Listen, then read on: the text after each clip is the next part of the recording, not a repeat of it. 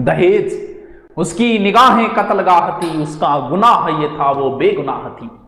वो एक मिटी हुई सी इबादत बनी रही, चेहरा खुली किताब था, सहनाइयां उसे भी बुलाती रही, मगर हर मोड़ पर दहेज की कुर्बान गाह थी। वो रूह सौंप देना चाहती थी उसे, पर उस आदमी की निगाहें सिर्फ उसके बदन पर थी।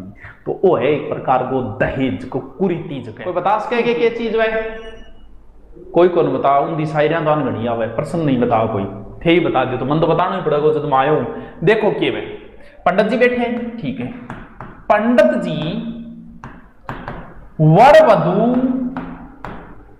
और वधु को 7 वचन लेगा,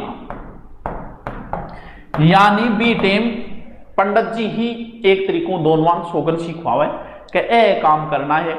अब और अन्य जितने भी बालक बालिकाएं हैं, अपनी बड़ी को माता समझना है, छोटी को बहन के समान समझना है, किसी की तरफ नहीं देखना है, अपनी पत्नी को किसी भी धर्म कार्य में करो तो उसमें साथ में रखना है, या धर्म कार्य करो ना पत्नी को योगदान मानी जाए, तो पत्नी ने सागे राखनी है। ई तरीके की 7 वचन दे, कोई बात थे छुपा के नहीं रखोगा, मोबाइल का पासवर्ड भी थे थारी पत्नी ने बताओगा, सारा फेसबुक का बताओगा, इंस्टाग्राम का बताओगा, तो कोई बात छुपानी को नहीं। अर्धांगिनी है थारी, अर्धांगिनी को मतलब अधोंग है, यानी पत्नी को अर्धांगिनी कहा जाता है। क्यों? क्योंकि बिन आधी बात को बेरो है। अगर पत्नी आपका पति ने कोई बात पूछ रही है तो समझ लो कि आधी बात को बिन पहली बेरो है, इंगी बजों बात पूछ रही है, इन कारण बिन अर्धांगिनी बोला। अब कंफर्मेशन खातर थोड़ी सी बात और पूछना पड़े, तो वह है 7 वचन जगह पंडित जी दिलवा होगा। वह हो गया बिन के बोले अभ्यारोहण बोले, ओ लोग जी मन तो बेरो ही कोई बात नहीं बेरो, तो चल फेरा लो भाई,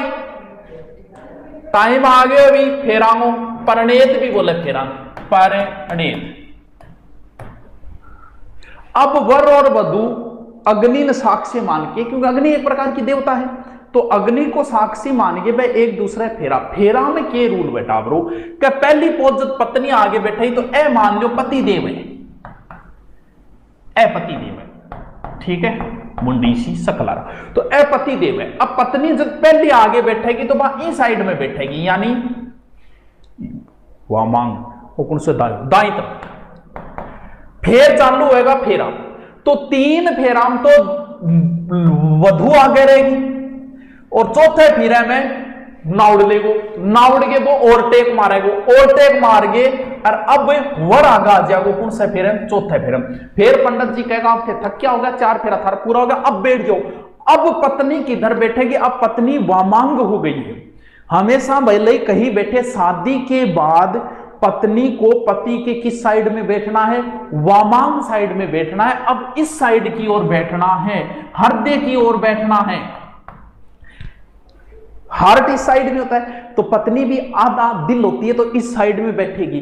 अपना जगह गाड़ी बनाना थे अमेरिका में, देखो अमेरिका में अपन उल्टो स्टेयरिंग में, यानी अपने स्टेयरिंग इस साइड में होता है, उनके इस साइड में होता है। आपने ड्राइवर पहली बेरो का आगे की सीट की खातर हुए, आगे की सीट में आदमी आगे की सीट पर का तो पत्नी ने बिठाना पसंद करे, का फिर आप जीएफ ने बिठाना पसंद करे, बी खातर पहली सीट इल्ली साइड में बनाई दी है कि इल्ली साइड में बैठे पत्नी बैठेगी, बाबी इल्ली साइड में। तो बाद में शादी के बाद पत्नी कभी भी बैठे पति के तो किस साइड में बैठेगी? वो इस साइड की ओर बैठेगी, याद रह जासी है, ठीक है कि आगे चलूंगे। अर्धांगी हाँ जो भी है फेरा हो गया।